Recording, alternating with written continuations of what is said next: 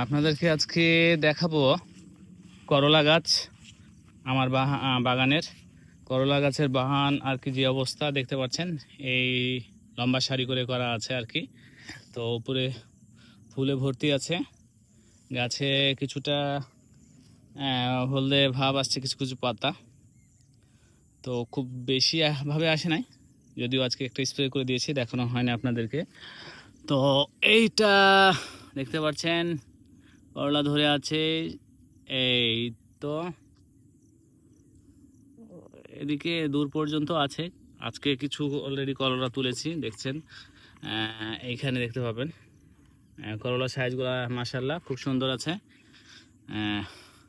এই স্বল্প পরিসরে আর কি আসা শুরু হয়েছে, তো আস্তে আস্তে আশা করি বাড়বে।